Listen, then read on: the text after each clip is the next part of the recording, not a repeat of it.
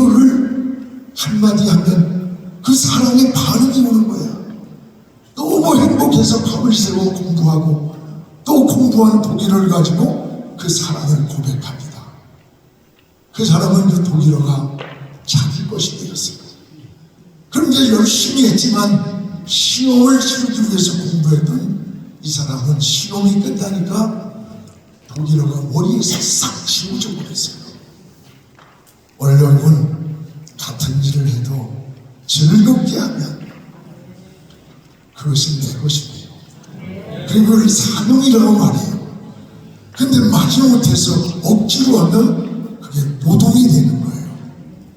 그러면 중요한 것은 우리가 일생에 주님이 부를 때까지 이제 목회를 하는데, 그러면 어떻게 해야 주의 일을 즐겁게 할 수 있을까? 어떻게 해야 즐겁게 할 수가 있을까? 저는 네 가지를 늘 생각해요. 하나는 따라합시다. 준비성 있는 사역. 오늘 여러분, 준비성 있는 사역이에요. 이건 제가 45년간 한 교회에서 목회하면서 내 나름대로 가진 한 해의 매뉴얼 같은 이야기예요. 사무엘의 보면 6장에 너희가 게으른 자요 개미에게 가서 교훈을 배우라 그랬어요. 준비성 있는 사역이라는 것, 철저한 준비.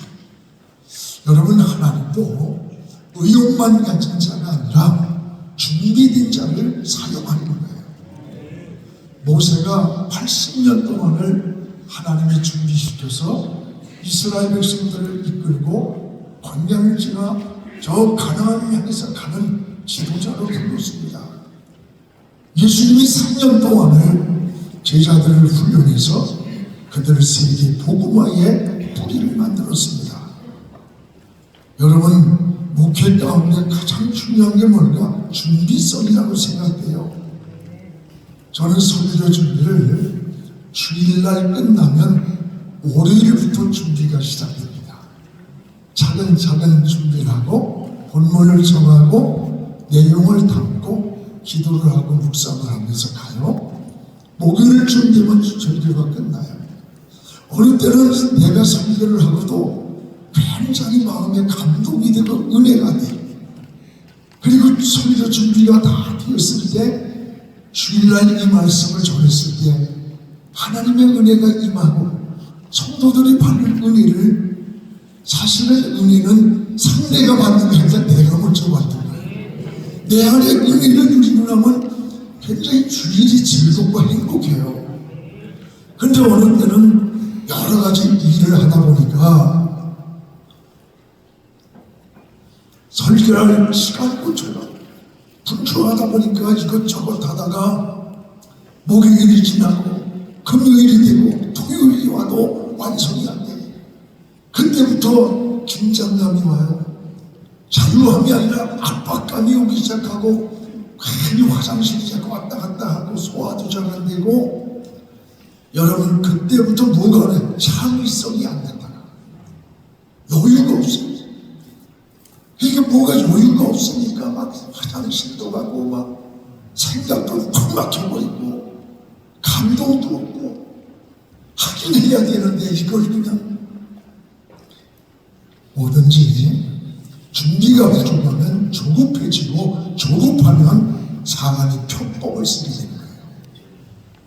여러분, 설렁탕 곰탕집도 푹 가서 뼈다귀를 깊이 우려가지고 주는 그 집은 그 곰탕 맛이 맛있어서 꾸준한 손님을 끌을 수 있는데, 준비가 잘 안 돼가지고 어느 날 모자란다고 조미료를 자꾸 집어넣고 잠깐의 입맛만 바꿔놓으면요, 그 집은 모질하다가 그 집은 뭐가 되든 문을 닫아요.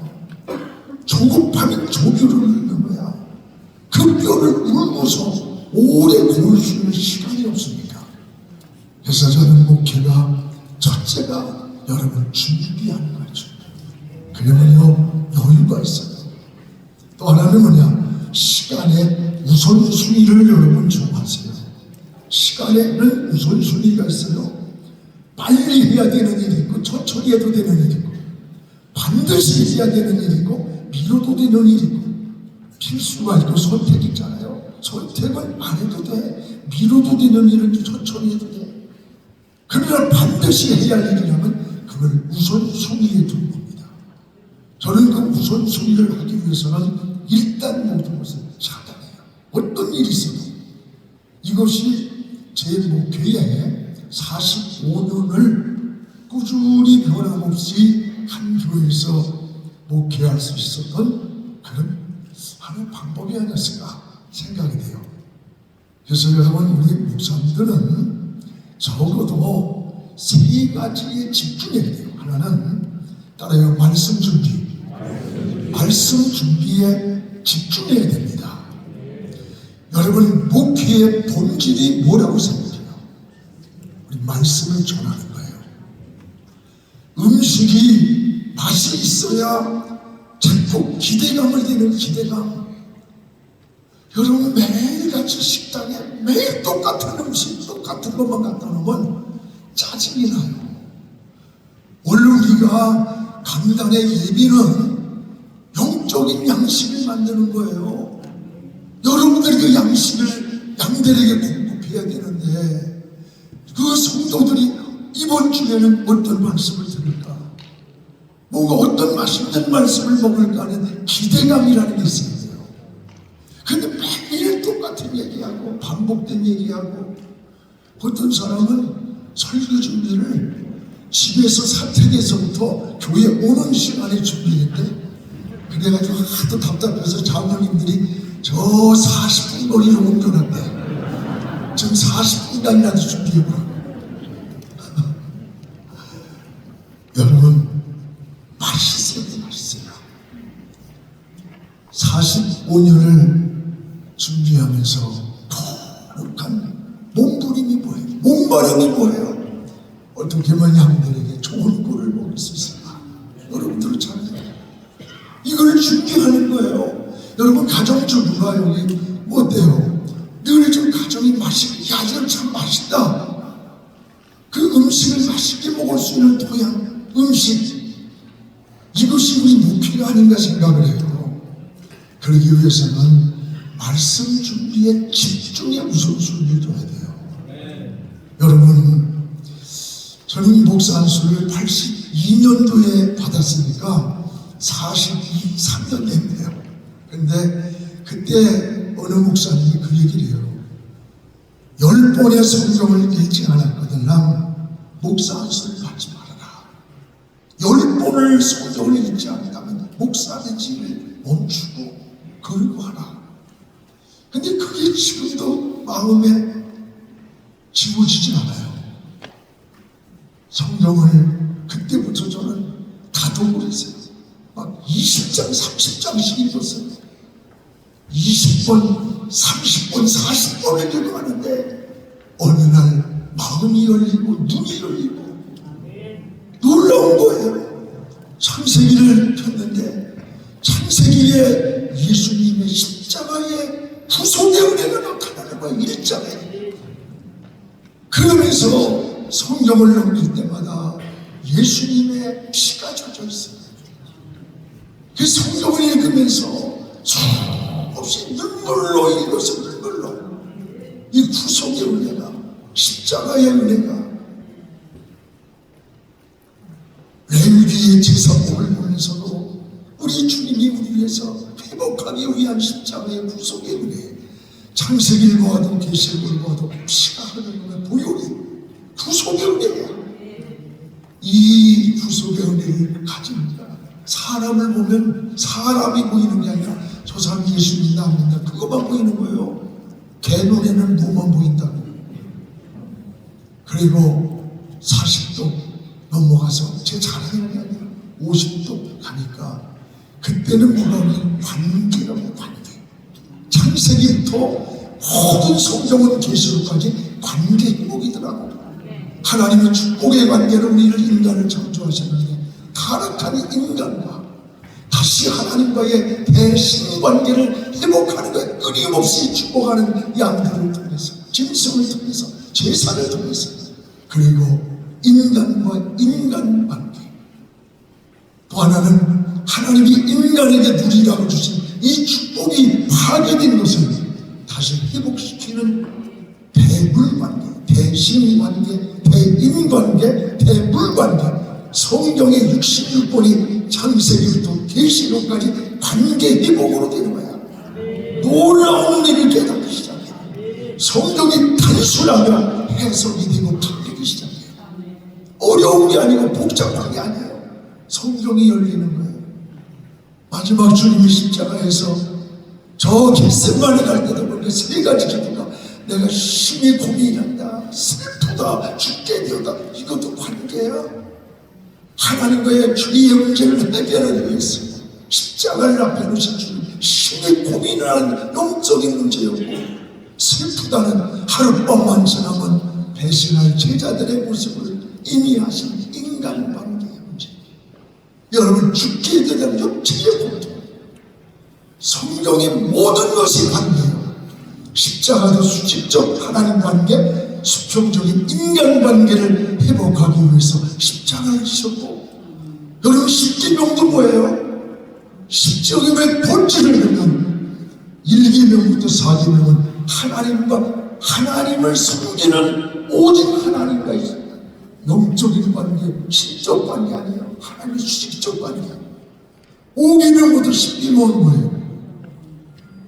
인간만 도덕질하지 마라, 살인하지 마라, 가늠하지 마라, 탐내지 마라. 다 인간관계. 이 관계의 회복이더라고요.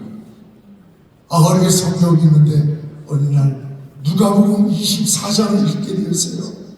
거기에 부활의 주님이 봉행을 하는데 제자들은 알아보지 못하고 슬픈 빛을 띠고, 주님은 옆에 있는데도 슬픈 빛을 띠고 엠마오로 내려갈 때 주님이 내가 예수다 이런 말 하지 않으셨어요. 같이 봉행하면서 성경을 풀어줄 때 그 풀어준다는 말이 성경이 열릴 때라는 뜻이에요. 성경이 열릴 때 멈춰선 제자들이 뭐라 그래요? 야! 우리에게 성경을 풀어준 저분이 예수님이 아니더냐? 주님을 바라보는 눈이 열렸습니다. 그리고 두 번째 고백이 뭐예요? 우리 마음이 뜨겁지 않더냐?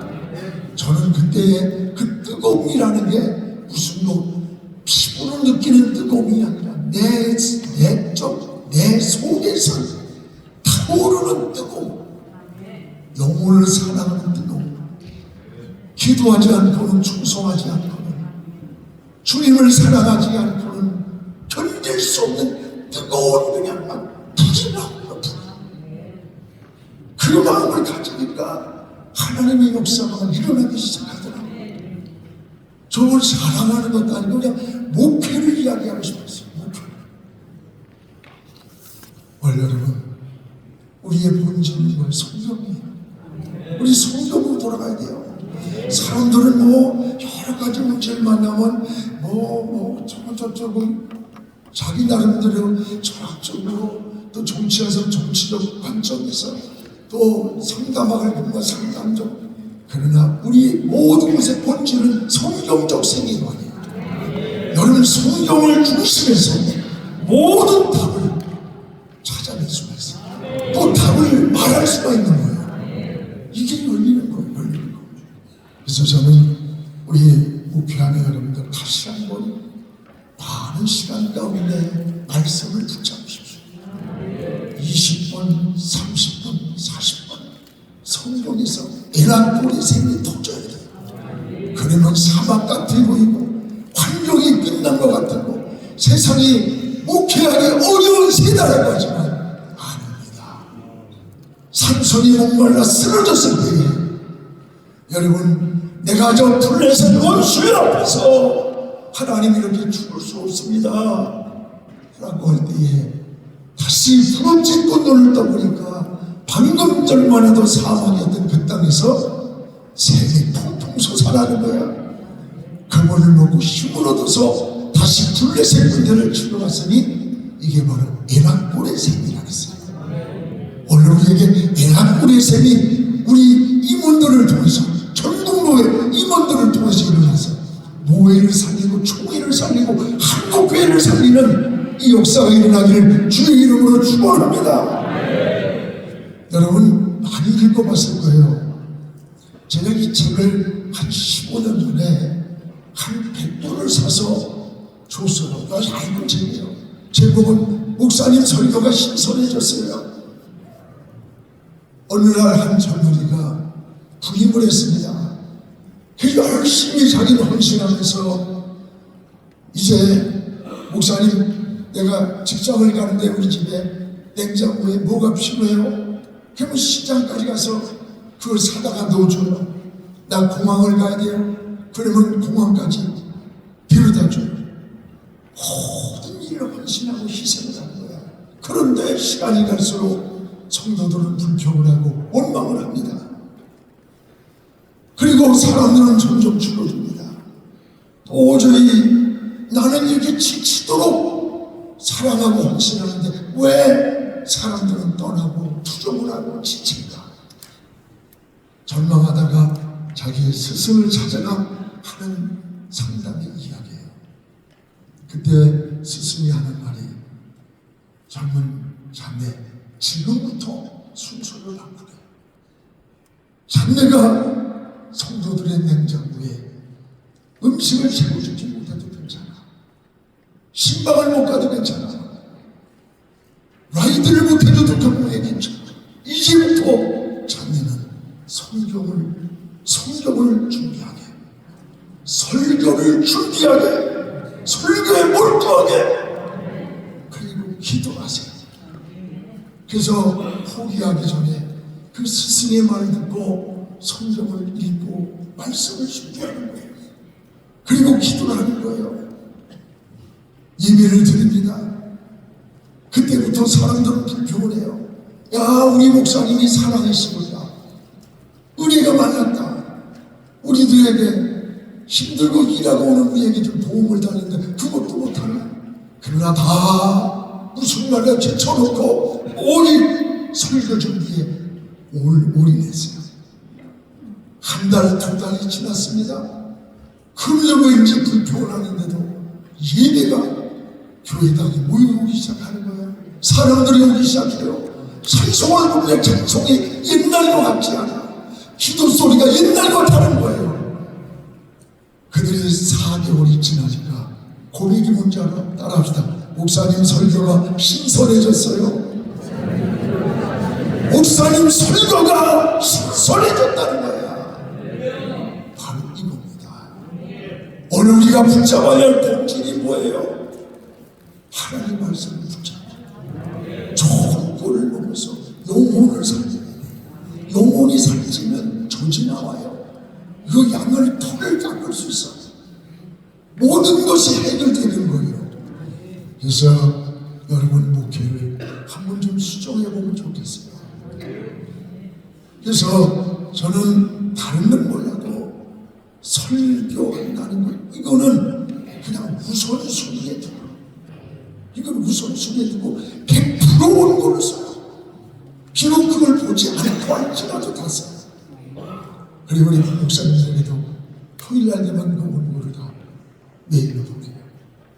그리고 주일날 그걸 가지고 우리는 일주일 동안 묵상하고 공과를 만들어 가지고 나누니까 전 성도들이 목회자의 그 받았던 영감, 비전 그걸 가지고 공유하니까 교회가 하나가 되더라고요. 시끄럽거나 소음이 나진 않아, 잡음이 나진 않아.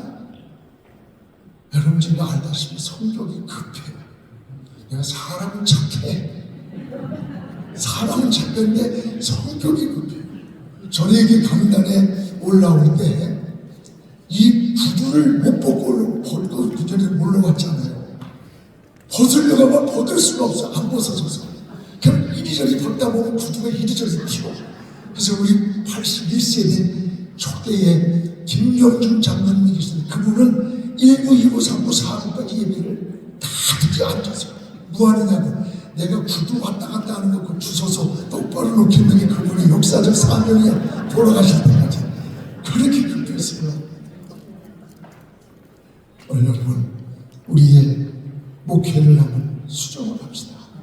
다시 말씀 준비에 깊이 여러분의 오늘 먹으면서 목사님 설교가 신선해요. 너무 맛있어요. 이렇게 돌아와야 될 것 같아요. 또 하나는 뭐냐? 시간의 불과가치. 여러분 같은 24시간이 주어졌지만 그 시간을 사용하는 가치는 달라요. 불과가치라는 말은 낭비하지 말라는 말이에요. 우선순위를 정하는 것. 여러분 응급환자와 또 다른 건강한 사람과의 시간은 응급환자의 5분과 건강한 사람의 100시간은 비교가 안 돼요. 제가 심장을 2번 시술했습니다. 병원에서 목사님 1시간만 늦어서 죽었습니다. 2번을 했습니다. 응급환자의 5분은 다른 건강한 사람의 100시간보다 소중한 거예요. 여러분 우리의 신앙을 다시 한번 조율해 보시기 바랍니다. 그래서 저는 그 3가지 방을 가까이 하라. 옛날 목회하셨던 선배 목사님들의 이야기 아니에요. 하나는 책방. 여러분 책방이란 말은 정보 수집이에요. 정보 수집. 우리가 끊임없이 연구를 하고 노력해야 돼요. 저는 지금도 1000만 명 관객을 넘었다고 하는 그 영화를 어떻게든지 가보려서 보려고 해요. 왜? 1000만의 관객이 이 시대에 관심을 가졌다면 뭔가 그 방향이 뭐고 이슈가 된 게 뭔가를 간접적으로 볼 수 있는 거예요. 1000만의 관객이 넘었다면 봐야 되는 거예요. 그리고 저는 베스트셀러라고 해서 그게 몇 주 동안 관심사가 되면 그 책을 사서 제목과 목차만 읽어봐. 사람들이 열광하고 관심을 갖는 방향이 뭔지. 이건 정보입니다. 정보. 끊임없는. 우리가 직접은 모르지만 간접적으로 시대를 보는 눈이 보는 감각이 살아나는 거예요. 또 하나는 골방입니다. 여러분 깊은 기도 생활, 영성의 생활, 이것이 없으면요, 이것이 없으면 안테나가 이게 주파수가 안 맞으면 시끄러워 자꾸 찝찝거리고 잡음이 나듯이 하나님과 우리 사이에 이런 어떤 깊은 영성의 시간이 필요해요. 그 다음에는 신방이라서 요즘은 가정에 신방 안 가요. 신방이란 말은 성도들의 형편을 살피는 거예요. 여러분 예수님이 한 마리 양을 잃었을 때 어떤 사람은 설교를 그렇게 하더라고. 예수님은 한 마리 양에만 집중됐다고. 그건 난 잘못된 설교라고 봐요. 절대 주님이 한 마리 양에 집중된 게 아니에요. 매일같이 100마리의 양을 매일 세워봤기 때문에 그날따라 한 마리 잃어버린 양을 발견할 수 있었던 거예요. 매일 세워보지 않았다면 잃어버린 한 마리를 어떻게 찾겠어요? 여러분 신방이라는 말은 성도를 형편을 살피는 거예요. 때로는 기도로 살피고 때로는 전화로 살피고. 그래서 설교도요, 그 설교의 메시지가 집단적 상담이 되는 겁니다. 보이지 않아요? 쉬우기는 아니에요. 또 개인적으로 상담이라든가. 그래서 우리가 좀 더 정보를 시대를 직시하는 눈이 열리고 깊은 영성 속에서 여러분 양떼를 살피는 이런 게 목회 안에서 조금씩 더 깊어질 때 이 성도들이 가까워지고 생명의 운동이 일어나는구나 하는 것을 경험했어요. 또 하나 우리 목회자가 정말 조심할 것 중에 하나는 따라합시다. 적당한 거절. 여기 뜹니까 뭐가? 잘 뜨네요. 우리 부목사님들이 왜 잘하세요? 적당한 거절이에요. 우리가 살면서 모두를 만족시킬 수는 없습니다. 이 일의 중요성을 구별해야 돼요. 요즘 목사님들이 너무 바빠가지고 얼마나 바쁜지 예수님이 목사님들 찾아다니는데 어디 있나. 너무 바쁘게 돌고 다니니까. 따라서 사람 만나는 시간보다 하나님 만나는 시간을 많이 갖자. 이거는 그냥 하는 신자들이 시험 들어요. 저는 교회에다가 이런 얘기를 해요. 공개적으로. 여러분, 내가 여러분 한 분 만나서 이야기하는 시간이 나는 좀 나에게 시간을 많이 주세요. 그래서 나 혼자 갖는 시간을 많이 갖고 독서도 하고 성경도 읽고 말씀도 준비하고 기도도 할 수 있는 이 지도자는 생각을 많이 하고 시간을 가질 때 높이 멀리 보는 그런 여유로운 마음이 생기게 돼요. 그래서 사람 만나는 시간을 좀 줄이세요. 하나님 만나는 시간을 많이 한번 할애하시기 바랍니다. 그리고 네 번째는 뭐냐? 나에게 사역을 과감히 맡기라. 과감히 맡기세요. 여러분. 누구에게? 여러분의 지금 같은 재직들의 교회가 2명이 되든 3명이 되든요, 몇 명이 되든 중요한 거는 그들에게 맡기세요. 여러분, 20%가 80%를 리드한다는 자리는 파레토의 법칙이에요. 어느 나라에 막 움직이고요, 사실은 80%는 조용히 잠잠해요. 20%가 막 움직이는 거예요. 교회도 마찬가지예요.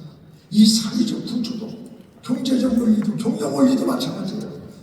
그러면 여러분의 교회 20%가 뭐예요? 직분을 준 사람들이야. 그 직분을 준 그 사람에게 일을 맡길 수 있는, 제가 지금부터 하는 내용이 본론적인 내용을 하는 거예요. 맡기세요.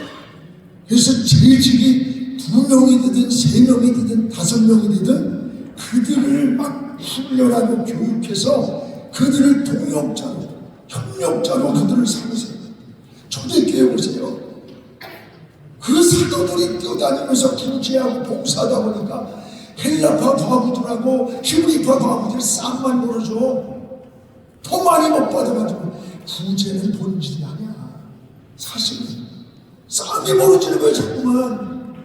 그러니까 뭐래서 사도들이 야 이건 아니야. 7 집사를 뽑아가지고 구제하고 봉사하는 일은 그들한테 맡기고 우리는 기도하는 일과 말씀 전하는 일을 절도하겠다. 기도와 말씀이란 본질을 붙잡는 거예요. 그때부터 초대교회 역사가 분리듯 일어나고 건강하고 다져지는 거예요. 오늘 여러분 교회 원리가 똑같습니다. 어려운 게 아니에요. 그래서 여러분 교회에 있는 몇 명이 됐든 재직을 동력화시키세요. 일감을 구체적으로 맡기세요. 구체적으로. 일단을 일하는 사람은 일하는 사람은 말이 없고 일감이 없는 사람은 말이 많다. 여러분 교회에서 한번 가만히 보세요. 뭐 구색 맞추듯이 장로님, 권사님, 집사님 임명해놓고 그들이 해야 할 일을 여러분이 정확하게 그들에게 일감을 맡깁니까? 직분만 가지고 있으니까 한수 집사 때는 참 신실하고 순종을 했는데 장로가 되고 나더니 가끔 질문을 하고 자꾸 물어보고 따지고 그래. 그러면 그때 목사가 그래. 이거 봐라. 한수 집사 있을 때 이러더니 장로된 지 1년도 안 되고 2년도 안 됐는데 따지고 뭐 말이 많아? 이러면서 마음에서 섭섭하면서 갈등이 오기 시작해요. 이거는 아닙니다. 일감을 줘야 돼요. 일감을. 일을 시켰으면 직분을 일하라고 시켰으면 일감을 줘야지. 일감을 제대로 안 주니까 자꾸 딴 데서 기웃거리는 거예요. 시어머님이 왜 잔소리한 줄 알아? 할 일이 없으니까 며느리가 하는 게 된장거리는 게 자기 생각하고 달라. 자꾸 잔소리하는데 잔소리를 싫어. 며느리가 좋아하나 싫어하지. 똑같아요. 교회들이 지금 일감을 맡기는 일을 지금 훈련해야 되는 거예요. 사실. 여러분 일은 제가 구체적인 얘기를 하겠지만 직분을 임명해놓고 따라해봐. 부병들 만들지 말라. 이 직분을 임명했는데 그 사람이 부병꾼이 되면은 자꾸 문제를 만드는 거예요. 그리고 여러분 하나님의 일을 혼자 할 수가 없는 사역이 하나님의 일이에요. 이스라엘 백성들이 애굽을 나와서 광야를 가는데 장정만 60날이니까 여자, 어린아이 뭐 다 합치면 약 200만이 넘는 날이잖아요. 그 많은 사람을 데리고 모세가 이스라엘 백성을 이끌고 갔는데 아무리 하늘에 불을 내려도요 갈 수가 없어. 가면서 사람 사는 세상은 문제가 생기는 거야. 자꾸 문제가 생기니까 그때 연세 잡수신 그 이드로 자비 얘기잖아요. 오세요. 이 백성이 지금 7년은 기력이 쇠하니 네게 너무 충하다. 네가 이 몇백만을 이끌고 간다면 충하다. 네가 혼자 할 수 없으리라. 이게 출애굽 18장 18절에 한번 나올 수 있나요? 우리 한번 읽어봅시다. 시작. 7년 기력이 쇠하니 이 일이 내게 너무 충합니다. 내가 혼자 할 수 없어. 세 가지. 7년 기력이 쇠하는 백성들이 또 하나만 바라보고 따라가는 일들이. 두 번째, 네가 맡은 일 너무 충하다. 너무 많다. 세 번째, 내가 혼자 할 수 없다. 그렇습니다. 그래서 여러분 천부장을 뽑고 100부장을 뽑고 10부장을 뽑고 50부장을 뽑은 거예요. 예를 들면 장로님들은 천부장, 권사님들은 안수집사는 50부장, 권사님들은 뭐 아니 100부장, 50부장 뭐 이렇게 할 수 있겠죠. 오늘 우리가 살아가는 동안에 목회하는 가운데 여러분 재직을 관중 속에 부종꾼이 되지 않게 해야 돼요. 이 목사는 여러분 선수가 되면 안 됩니다. 여러분이 신방도 뛰어다니고 여러분이 막 어디에 모두 가고 이렇게 되면은 결국 그 일 때문에 지치니까 본질적인 좋은 양식을 만들 수 있는 깊은 영성의 시간이 없는 거야. 그러니까 말씀이 3년, 5년, 10년 목회하다 보면 바닥이 나버려. 맨날 할 얘기 또 하고. 그럼 성도들은 몇 년도 몇 번 딱 쏘나 설교. 몇 년도 몇 월 달에 했던 설교 또 하시네요. 그래요. 오늘 여러분 우리는 이제 목사님들이 감독과 코치로 전환해야 돼요. 선수가 되면 안 돼요. 이 맡은 일을 가지고 관중 속에서 이 직분자들이 부종꾼이 되게 하면 안 돼요. 재직을 어떻게 되느냐, 이제는 직분을 줬으면 그 직분자를 그라운드로 내려오게 해야 돼요. 부종꾼이 내려오게 해서 선수로 뛰게 일감을 주세요. 저는 우리 교회 장로님들이 89명입니다. 나는 은퇴했어요. 그래요? 다리에 힘이 있어요? 있대요. 그러면 장로님들 자주세우서 입혀요. 표시가 안 나요. 이름표도 다르죠. 이게 이름표를 다는 것이 자부심이 다른 거요. 그리고 다리에 설 수는 힘이 있거든요. 나와서 앉으세요. 뭘 하든지 일감을 시키는 거죠. 일을 주면은 기쁜 거. 일감이 없으면 선수가 되지 않으면 자꾸 남의 일에 부종꾼으로 간섭을 해. 그런데 선수보다 부종꾼이 더 잘하죠. 관중 속에 있는 사람들이 야, 저 선수가 한 템포 늦어서 헛발질해서 저 선수 빼야 돼. 저는 못하지만 보는 눈이 있는 거예요. 그러니까 교회도 마찬가지죠. 일을 하지 않는 직분을 가진 사람이 쓸데없는 곳에 와서 간섭을 하면서 교회를 하고 분쟁의 요소를 만들고 시험거리를 만드는 거야. 피 터지게 여러분 선수로 만들고 그 직분자가 일 안 되고 상급을 받고 박수를 받고 놀림을 받게 해주는 거예요. 여러분 이것이요. 그러면 중요한 것은 우리가 목사가 감독이나 코치의 역할로 포지션을 전화했는데 어떻게 전환할 수 있느냐. 그러면 감독과 코치의 역할이 뭔가를 쉽게 생각해야 돼요. 여러분 세 가지입니다. 네 가지입니다. 하나는 재직을 좋은 선수로 훈련을 하는 거야. 감독이 뭐야? 좋은 좋은 선수를 만들어서 트레이닝 훈련시키는 거예요. 똑같은 거예요. 또 하나는 뭐예요? 팀워크를 강화시키는 거예요. 교회에서 문제, 총에서의 문제가 문제야. 뭐에서 문제가? 끊임없이 훈련해서 팀워크를 강화해서 공동체 의식을 갖지 않은 사람들은 개인주의에 빠져. 그 지 생각이 안 맞으면 다 튀어나가고, 지 마음에 안 맞으면 시험에 들게 만들고 막말하고. 이게 여러분 총회만 그래, 노회만 그래, 교회도 똑같아요. 그래서 감독과 코치 역할을 목사님들은 좋은 선수를 어떻게 하면 훈련시킨다. 두 번째는 팀워크를 강화해서 개인주의를 공동체 의식으로 전환을 해야 돼요. 공동체 의식은 상대방에 대한 배려. 그래서 히브리서에도 보면 우리의 신앙을 경주에다가 비유했어요. 이 공동체 의식으로 전환시켜요. 세 번째는 이 감독은 사역을 배치하는 사역 배치가 은사 배치, 포지션을 정해주는 거예요. 코치가 포지션을 정해주듯이 우리 목사님들은 은사에 따라 가만히 보면요, 우리 부목사님들 미안한데 뭐 흠이 아니니까 뭐든지 갖다 주면은 못 고치는 게 없어. 하도 희한하네. 저 사람은 왜 목사가 됐는지 차라리 장로 돼가지고 돈 좀 벌어서 나한테 목회하는데 도와주든지.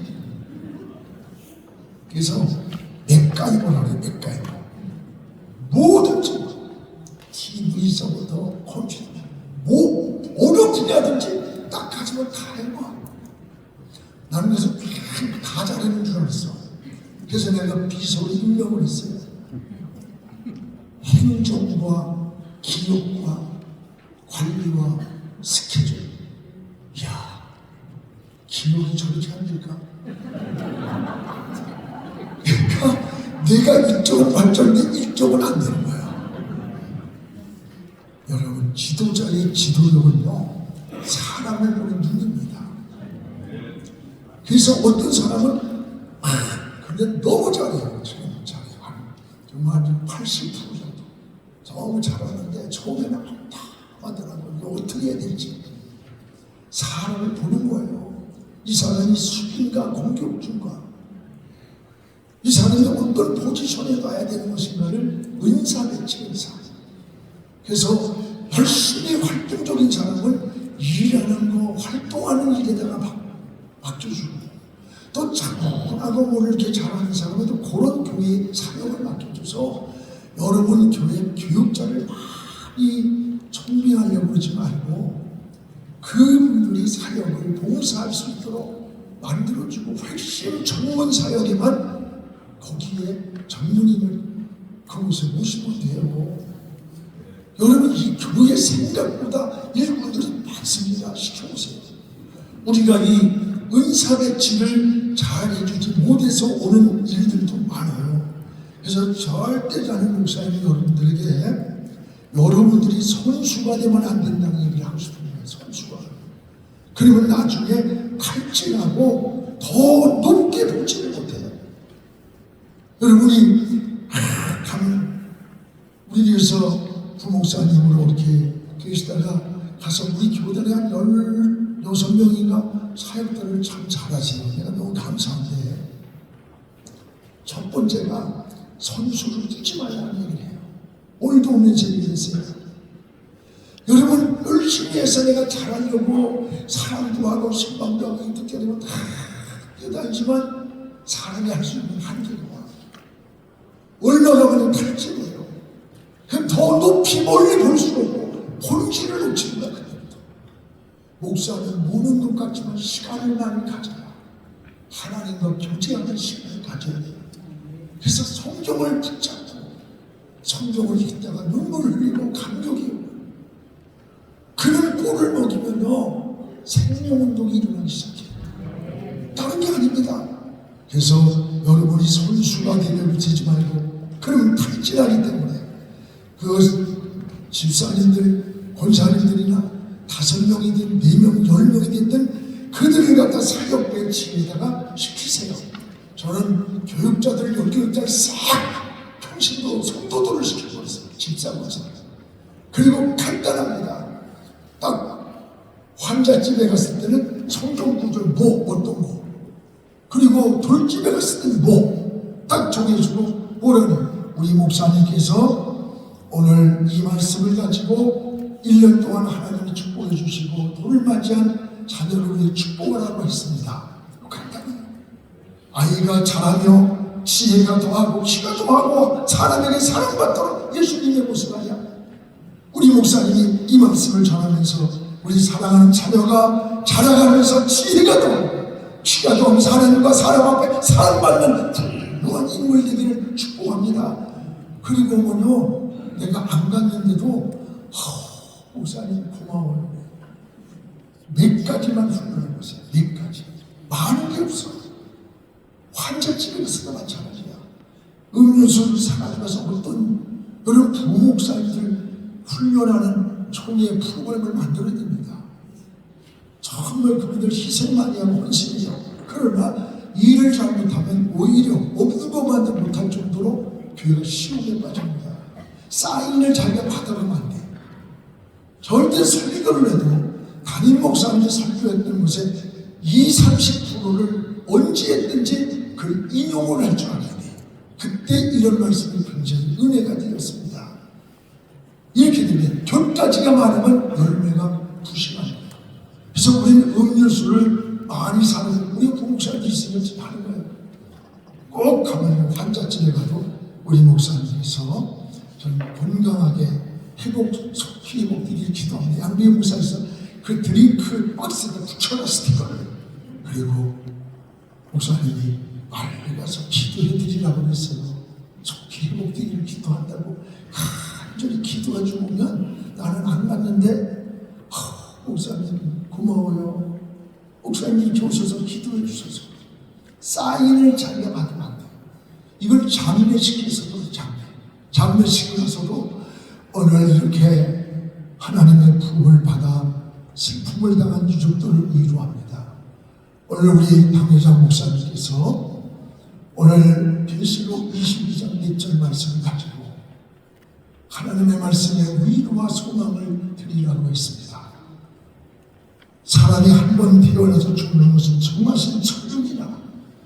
그러나 슬픔에 있는 가족들은 말씀을 붙잡고 위로받기 바랍니다. 그러면서요, 그걸 가지고 다시는 눈물이 없고 이별이 없고 슬픔이 없는 저 영혼은 하나님 나라에 지금 안식하신 모습을 믿음으로 우리 바라봅니다. 그리고 나면요, 장례식 끝나고 나는 그 집에 가보지도 못해서 1년에 장례 광고가 100명이 넘어요. 1년에 100명이 넘어요. 그걸 쫓아다니다가 내가 뭘 어떻게 해야겠어요. 그분들이 다 그렇게 해서 사역을 여러분 맡아서 이렇게 하니까 일이 되더라고요. 이거는 여러분 집사님, 권사님들을 훈련해서 사역을 맡기면 그들이 동력자가 돼요.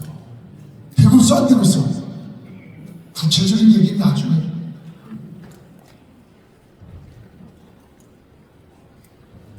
이 앞에 뭐가 있으면 나도 볼 텐데 안 보였어요. 그래서 네? 아 여기 난 몰랐네요. 저기만 자꾸 쳐다보니까 뭐 8시 44분만 보이지 아무것도 안 보이는 거예요.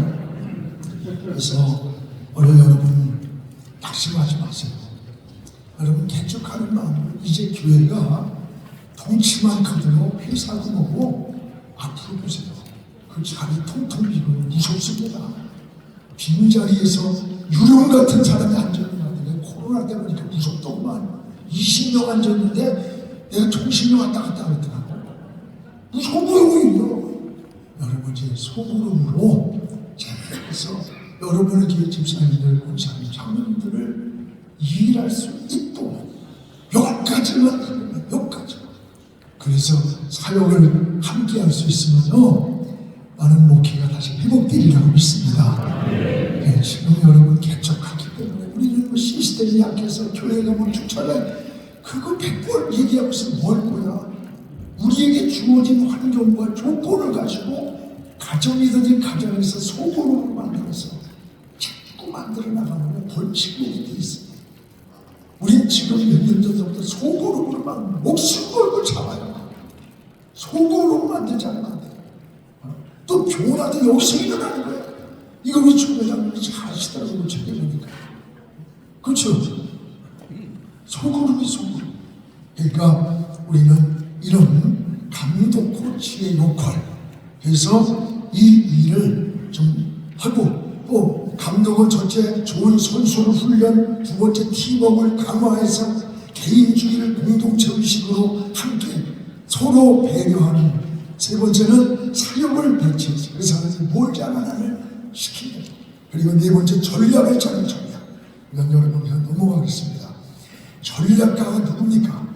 히딩크는 히딩크. 여러분 히딩크의 리더십이라는 책을 보셨죠? 거기 보면 히딩크가 처음에 골키퍼로 세운 사람이 김동진이에요. 그래가지고 뉴욕센터에 이 김동진가 공을 잡으려고 쫙 하는 사진이 10억짜리 광고입니다. 그런데 올림픽에서 김동진을 빼고 이은재를 썼어요. 왜 그런지 알아? 김동진의 성질이 나빠가지고 급해가지고 말을 하면 기본대로 뛰어나간대요. 100번 중에 한 번에 실수하면 그건 배제하는 거예요. 그래서 안 쓴 거예요. 그러니까 이 감독은 조직이라고 하는 그런 시스템에서 여러분 전략가가 되면 전략을 짜는 거예요. 뭐 큰 전략이 아니에요. 저희 교회를 말한다면 저희 교회가 재직이 4,472명. 저는 교회들 아무것도 기록 안 하고 당일실에 딱 재직의 명단 만나고 시간 있으면 기록을 읽어요. 그리고 이 전체 89명이 있다고 해서 다 하는 거예요. 장로들 8명의 비전위원회 딱 뽑아서 그 8명만 되는 거예요. 나와 같이 이야기를 하고 비전을 세우고, 교육위원회는 교육 분야에서 어떤 일 다음에 만나는데 보고만 해요. 각자. 그것 때문에 코피 터지고 일시키고 일이 되는 거야. 난 8명만 가지고 일해. 더 이상 필요 없어요. 다 움직이는 거 다 움직이는 거. 여러분 일이 사람이 많아야 하는 거 아니야. 우리가 어떤 지도자가 갖는 어떤 방향, 전략, 의사배치, 이 팀워크를 강화시키는 일, 이런 일이 중요한 거예요. 그러면 이것을 교육과 훈련을 이제 이들에게 중요한 것은 철저히 해요. 철저히. 여러분 교육과 훈련은 따라요. 단순 반복 지속이다. 단순해. 그렇지만 그걸 반복을 하는 거야. 언제 지속적으로 하는 거야. 체질이 변화될 때까지. 하나님은 의욕만 가진 자가 아니라 교육과 훈련된 자를 쓰는 거예요. 그래서 예수님도 3년 동안 제자들을 훈련했고, 제자는 태어나는 게 아니라 뭐예요? 교육과 훈련으로 되어진다잖아요. 그러면 교육은 뭘까? 교육은 딸의 모르는 걸 배우는 거다. 이건 교육학적 설명이 아니라 모르는 거 배우는 게 교육이야. 교육을 기르려면요 성숙이 없지 않아. 성숙함이 없어. 성숙하지 못하면 어린아이 짓을 하는 거잖아. 자기 중심적이고 이기적이고 자기만 아는 척하는 이런 사람이 되는 거예요. 잘하려고 해도 교육을 안 하면 몰라가지고 문제를 일으키는 경우가 굉장히 많습니다. 그럼 교육이 중요합니다. 여러분 나중에 그래서 예수님도 3대 사역이 뭐예요? 가르치는 거예요. 첫째, 늘 가르쳤어요. 치유, 고쳐줬어요. 그 다음에 뭐예요? 전파. 하나님 나라를 전파했어요. 여러분 초대교회를 보세요. 은혜 받은 것으로 끝났어요. 오순절이 막 성령의 불이 역사했어요. 오순절이 성령의 불이 역사하는데 사도행전 2장 42절에 보면 사도의 가르침을 받아. 사도의 가르침을 받아. 이게 뭐예요? 교육의 필요. 여러분 출애굽기 18장 20절에도 뭐예요? 이 천부장, 백부장, 십부장, 50부장을 세워받는 게 아니라 이들에게 뭐였어요? 두 가지를 했어요. 율례와 법도를 가르쳐 줬어요. 율례와 법도를 가르쳐야 그들이 사람 무시라고 뭘 해야 될지를 아는 거야. 한 번은 우리가 교회를 줬는데 우리 불사님이 괜찮은 물을 350만 원인데 400만 원 주고 천장에 단장을 하나 샀어. 이거를 아무리 가운데 놔도 안 되고 이쪽에 놔도 안 되면 안 되는 거야. 그래서 그걸 밖에 내놨더니 난리가 나서 부르면서 목사님 나를 미워하십니까? 오늘 와서 성전이 완성됐을 때 좀 먹고 싶었는데 왜 밖에 갖다 놨느냐고 그래. 그러면 한마디쯤 나한테 물어봤다면 작은 모습에서 2개를 하고 예쁠 거 아니에요. 균형이 잡혀. 하나를 놓고는 뭘 필요 없어. 자기 생각대로 해. 교육을 하는 식으로 지못대로 해요. 자기 생각이 안 맞으면 넥타이 이상한 거 사다. 난 넥타이 사주는 걸 제일 싫어해. 넥타이를 갖다 노인네 같은 거 사다 주고 옷하고 맞지도 않는 거 그러지 그 사람은 넥타이만 보고 있는 거야. 자기가 사온 넥타이 맨날 안 맨날. 아이고 그래야 해요. 여러분 그러면 넥타이를 사줄 때 목사님 무슨 색깔을 좋아합니까? 까만 하나입니다. 그래야 해요. 달라지는 거예요. 교회가 신자들이 여러분 순수합니다. 단순합니다. 여러분 우리가 조금씩만 삶에서 믿음에서 교육이 되면요 나중에 어떤 교육을 해야 되느냐 나중에 하는 거고 이 교육이에요. 모르는 것을 배우는 게 교육이에요. 두 번째는 훈련은 뭐냐? 훈련은 따라요. 이미 알고 있는 거 이미 알고 있는 걸 반복하는 게 훈련이에요. 이미 알고 있는 거. 여러분 66일의 법칙이라는 거 아시죠? 그 런던의 제인 모들 교수가 그 연구 발표한 거예요. 같은 행동을 사람에게 계속 시켰어요. 계속 일어나는 시간, 움직이는 시간, 어디 가는 시간을 계속 시켰는데 66일이 되니까 모든 시스템을 다 없애버렸는데도 자기도 모르게 그 일을 찾아가더래요. 자기도 모르게 그 시간에 일어나더래요. 66일이 되니까. 여러분 이게 바로 훈련이에요. 훈련. 신앙은 반복이 중요해요. 반복. 그래서 단순 반복 지속입니다. 이미 알고 있는 것을 반복하는 게 훈련이에요. 알고 있는 거. 훈련은 습관을 만들어줘요. 습관은 뭐냐? 좋은 인격, 지정의 균형 잡힌 사람을 만들어주고 균형 잡힌 사람이 체질이 변화됐을 때 예수님의 체질로 변할 때 좋은 일꾼이 되는 거예요. 교회를 일꾼을 만드세요. 다시 얘기할게요. 아는 것을 반복하는 게 훈련이다. 훈련은 뭘 만들어요? 습관을 만들고 습관을 뭘 만들어요? 인격은 지정의를 균형 잡힌 걸 인격을 만들고 인격은 체질을 바꾸는 거예요. 제가 참 저는 다행스러워요. 한 8시쯤 되면 눈이 반짝반짝해요. 밤이 되면 지금쯤 되면 반짝반짝할 때야. 그래가지고 그럴 때 두꺼운 책을 잡으면 책을 좋아하니까 새벽 2, 3시까지라도 읽어야 끝나. 그러면 늦게 자면 새벽에 일어나면 못 일어나는 거예요. 근데 제가 교육전사를 처음에 갔는데 아주 성질이 못되고 급하고 그런 담임 목사님을 처음 만났어요. 이 양반이 첫 번째 모든 교육자들은 새벽 기도를 하라. 새벽 기도를 하되 마지막 성도들이 다 갈 때까지 기도하고 그렇지 않으면 사표내라. 큰일 났더라. 그에 대한 야행성 밤이면 잠을 안 자고 새벽에 늦게 일어나는 그런 형이니 어떻게 해요. 그래가지고 알람 시간 사가지고 머리에 놓고 여기다 손에 놓고 다리 3개 놓고서 1분 사이를 누르면서 일어날 때마다 어떤 새끼가 새벽 기도 만들고 시원하게 만들고 아이고 난 못해놓다 이미 나가서 해야지 맨날 이러는 거야.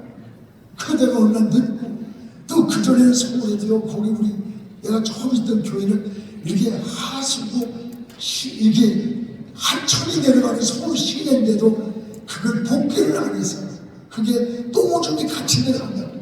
이게 한 100m만 가면 내가 눈뜨문지 이렇게 하면 돌아서 가는 날인데, 가는 시간인데, 불평하다가 더 갔어.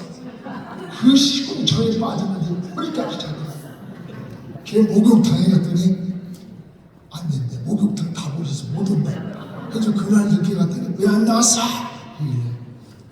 오다가 저 하수구에서 신뢰 받고 왔어요. 너 같은 게 무슨 목회하겠느냐고. 그만두라고 그러더라고.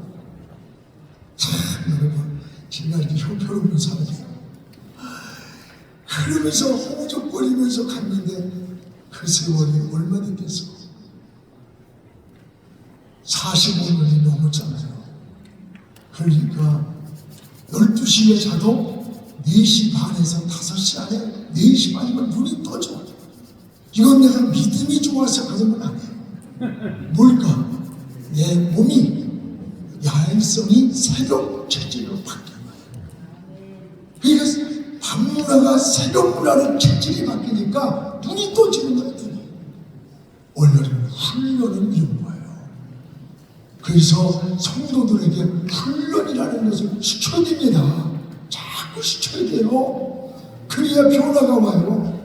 여러분 부부간에도 10년 이상 살았는데도 자꾸 싸우고 부딪히고 의견 충돌이 자꾸 나는 것은 체질 변화가 될 때서 그래요.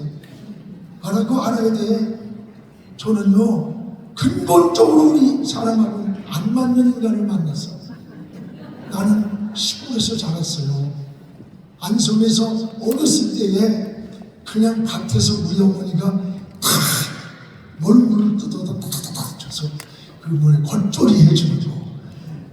침이 넘어가는데 그러니까 익지 않은 날거를 좋아하는 거야.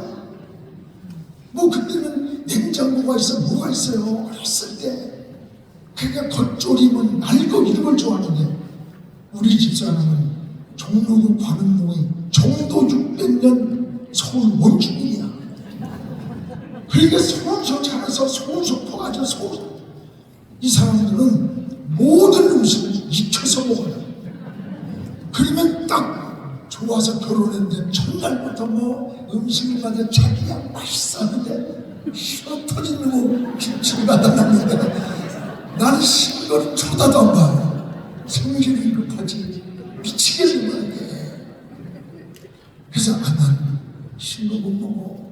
그러니까 그때만 해도 요즘은 날 것이 뭐 건강식품이지만 옛날에 미개인이랑 나를 막 경멸하듯이 쳐다보고 그래서 미개인이라는 거 어떻게 날 걸 먹느냐 이거지. 그럼 날 걸 갖다가 겉절을 해놓으면 그래 맛있다 먹어봐 그러면 가만히 있어. 그게 10편만 갖다 하면 싸우는 거야. 나한테 맞추면 저 사람이 안 먹고 저 사람이 맞추면 내가 안 먹고. 그래 하도 가끔 내가 그 겉절이가 먹고 싶어서 칼국수가 먹고 싶어서 고향에 어머님이 계셨으니까 아버님이 고향에 가는 거야. 그거 먹으라. 그렇게 살아온 시간이 45년이 넘었어요. 지금은 그 사람이 좋아하는 신것도 좋아하고 내가 좋아하는 날 것도 그 사람이 좋아하고. 이건 뭐예요? 체질이 거예요. 체질이. 여러분 음식만 그러냐? 생각도 마찬가지야. 같이 대화를 하고 언어를 하고 부딪히다 보니까 10년 20년이 지나면서 체질의 변화가 오는 거예요. 이 변화가 오지 않으면 갈등으로 계속 가는 거예요. 그래서 여러분 부부간에 어떤 데 이렇게 이야기하다가 참 말할 수 없는 얘기가 있어. 그럼 어떻게 해요? 눈으로 다 말이에요. 가만히 쳐다보고 그냥 여기 쳐다만 보고 이렇게만 돌려도 내가 무엇을 원하는지 80% 알아봐요. 그래야 그래. 부처장님 그래야 그래. 그럼 3월 그게 체질 변화가 온 겁니다. 이렇게 그거 못 알아보면 그거 안 되지. 그건 아직 더 싸우는 거지. 서로를 음식부터 다 이게 생각, 가치관 이게 닮아가는 거예요. 오늘 여러분 교회도 마찬가지예요. 좋은 사람 찾지 마세요. 좋은 인간이 어디 있어? 성경에 사람 믿으라는 데 있어? 누굴 믿어? 누구를? 마누라도 못 믿고 남편도 못 믿고 자식 새끼도 못 믿는데 누굴 사랑해주고 끝날 뿐이지. 사랑은요, 훈련을 통해서 그 인격이 변화받은 인격이 좋게 다듬어지고 체질이 바뀔 때 뭐가 온 줄 알아? 목회자의 비전을 공유를 해. 목회자가 하고자 하는 어떤 방향을 함께 공유하는 거예요. 저는요, 우리 교회 어디서 딴 데서 속쓰기면 우리 교회로 오더라고. 그러면 다른 목사님은 야 목사 목회 끝났다. 그 사람 통합적 어느 교회에서 교회 박살내고 온 장로래. 어느 교회 합동적 누구의 절인데 그 교회 다 박살냈대. 근데 우리 교회에서 몇 년쯤 있다 보면 양같이 되면 어떻게서 되는데 조련사도 있잖아요. 우리 여러분 먼저 있던 장로님들이 훈련받아가지고 그들을 훈련시킵니다. 우리 교회의 목회 목사님의 목회 비전은 이런 거야. 목회 철학은 이런 거야. 아까 우리는 이런 팀워크를 중시해. 내 의견이 안 맞아도 양보하고 일어나는 거야. 이런 걸 자기들이 우리가 6남매인데요. 우리 어머니가 그 어떻게 키우냐니까 간단한데 둘 키우고 나니까 얘들이 뒤에 애들을 다 키워주더래. 그래 안 그래요? 교회도 똑같아요. 여러분이 정말 생각이 미치지 못하는 거야. 여러분이 가진 것만큼 그 직분자들이 미치지 못할 뿐이야. 그러면 우리가 교육을 하고 훈련을 통해서 여러분이 가지고 있는 비전을 철학을 공유하는 거예요. 어느 교회가 돈 많아 헌금해라. 저는 이번에도 불이 났다는 얘기 듣고 우리 조회장님이 이야기를 하셔서 7천만 원 교회 짓는다고 그래. 너무 안타깝잖아요. 우리 총회교회가 3개가 탔다. 그래서 장로들의 민명을 갔다 보셨더니 교회가 다 탔는데 그날이 주일날인데 창고에서 예배드리고 있다는 얘기를 전해 듣고 사진을 보고는 성도들이 눈물을 흘려요. 우리는 한국교회는 우리 같은 교회입니다. 우리가 사랑을 나눕시다. 그랬더니요, 우리 아이들까지 초등학교 애들까지도 헌금을 했어. 그래가지고 1억 1,500만 원인가 내가 정확히 모르는데 그게 10원도 교회에서 헌금을 넣은 게 아니에요.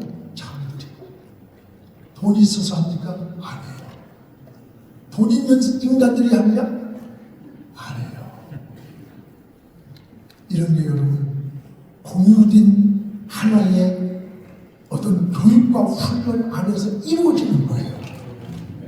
그래서 저는 그러면 어떤 교육을 그건 여러분 지도자의 리더십, 제자의 인격 훈련, 리더십 훈련이라는 게 아웃플란이 있어요.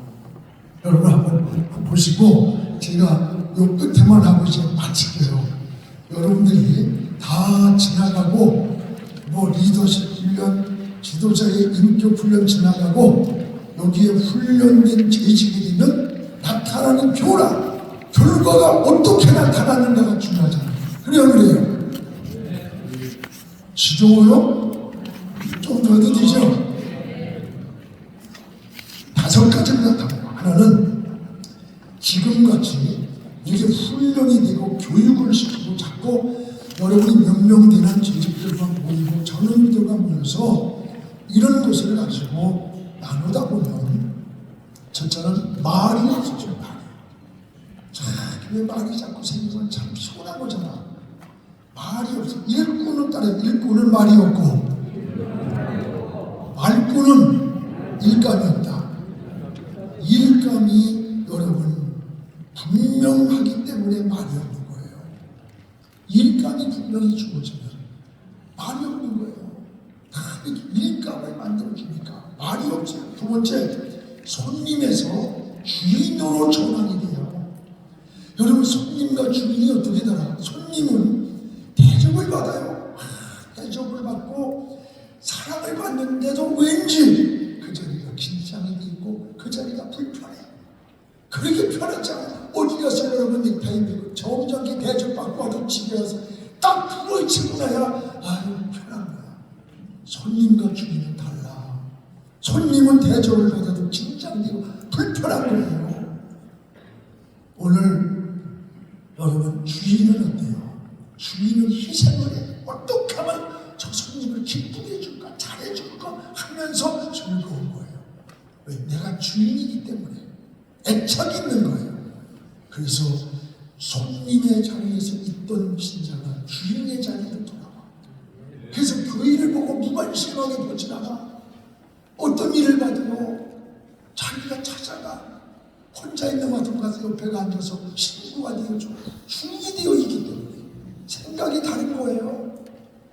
여러분, 세 번째는 뭐냐? 나는 소속감이 분명해진다. 사람은요, 소속감이 분명해야 돼. 소속감. 이 소속이 없으면 안 돼요. 하나는 내 교회라는 소속이 있어야 돼. 아무데나 다니면 또돌이가 되면 안 돼. 우리 교회가, 우리 백성이 작은데 한일이 있어. 한이잖아. 우리 북부시청이 있을 때 북부시청에 판검사, 부장검사, 뭐 판사 저기야 뭐 하다는 게 막 왔어요. 신앙들이.